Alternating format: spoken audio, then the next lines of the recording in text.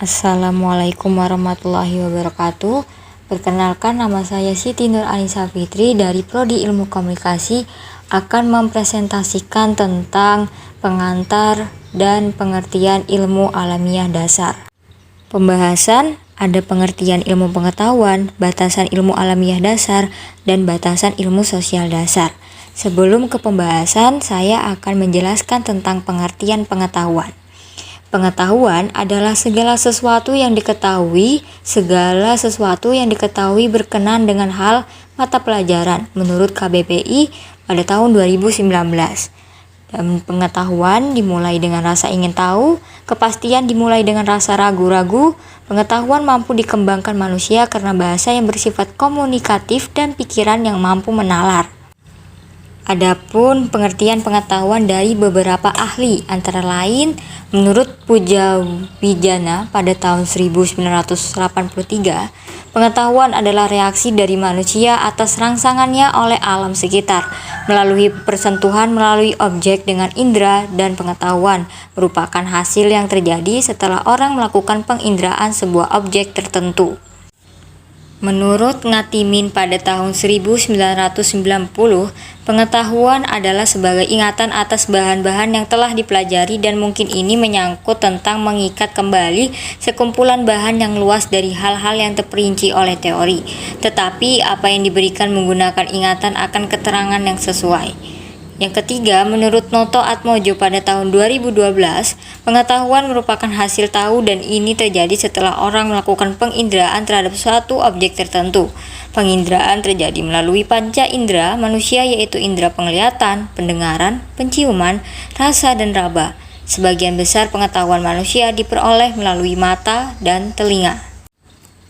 Menurut Bloom, pengetahuan adalah merupakan hasil dari tahu, dan ini terjadi setelah orang melakukan penginderaan terhadap suatu objek tertentu.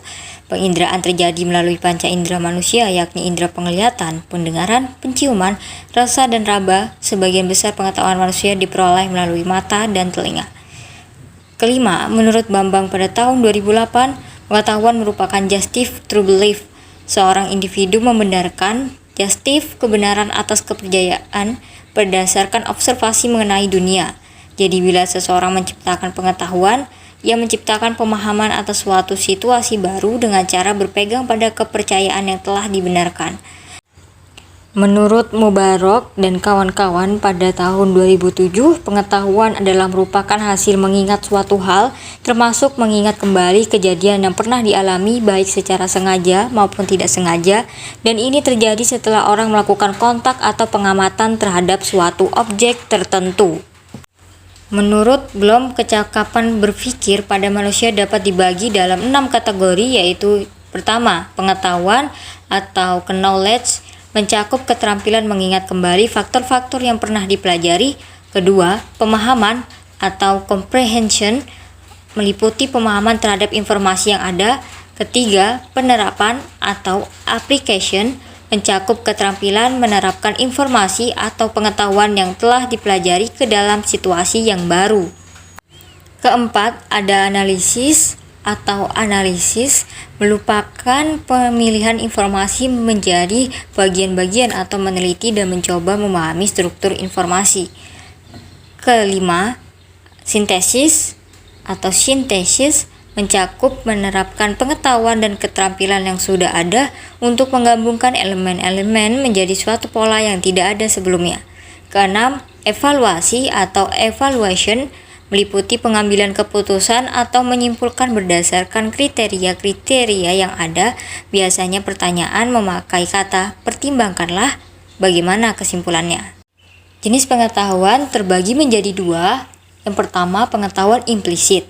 Pengetahuan implisit adalah pengetahuan yang masih tertanam dalam bentuk pengalaman seseorang dan berisi faktor-faktor yang tidak bersifat nyata, seperti keyakinan pribadi, perspektif, dan prinsip. Biasanya pengalaman seseorang sulit untuk ditransfer ke orang lain baik secara tertulis ataupun lisan. Pengetahuan implisit seringkali berisi kebiasaan dan budaya, bahkan bisa tidak disadari. Contoh, seseorang mengetahui tentang bahaya merokok bagi kesehatan, namun ternyata ia merokok. Kedua, pengetahuan eksplisit. Pengetahuan eksplisit adalah pengetahuan yang telah didokumentasikan atau tersimpan dalam wujud nyata, bisa dalam wujud perilaku kesehatan. Pengetahuan nyata dideskripsikan dalam tindakan-tindakan yang berhubungan dengan kesehatan. Contoh, seseorang yang telah mengetahui bahaya merokok bagi kesehatan dan ia tidak merokok. Menurut Agus pada tahun 2013. Definisi ilmu pengetahuan dari beberapa ahli dan pakar antara lain ada Profesor Dr. M.J.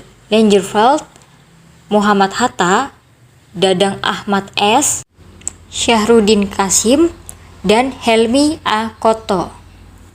Menurut Delayenggi pada tahun 1987, ilmu pengetahuan dicirikan pertama, empiris, artinya pengetahuan diperoleh berdasarkan pengamatan dan percobaan. Kedua, sistematis, artinya berbagai keterangan dan data yang tersusun sebagai kumpulan pengetahuan itu mempunyai hubungan yang teratur. Tiga, objektif, artinya ilmu pengetahuan itu bebas dari prasangka, perseorangan, dan kesukaan pribadi.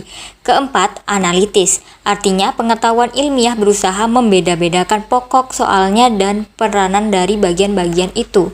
Kelima, verifikatif, artinya dapat diperiksa kebenarannya oleh siapapun.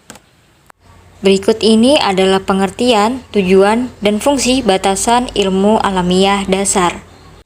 Terdapat ruang lingkup ilmu alamiah dasar secara garis besar meliputi pertama, fisika atau psikis, kedua, kimia atau chemistry, dan yang ketiga, biologi atau biological science. Sedangkan Haji Abu Ahmadi dan A. Supatmo mengelompokkan ruang lingkup ilmu alamiah dasar ke dalam 5 pokok bahasan, yaitu pertama, kelahiran alam semesta, kedua, masalah tata surya, ketiga, bumi, keempat, asal mula kehidupan di bumi, dan yang kelima, perkembangan variabilitas makhluk hidup. Berikut ini adalah pengertian batasan ilmu sosial dasar dan tujuannya.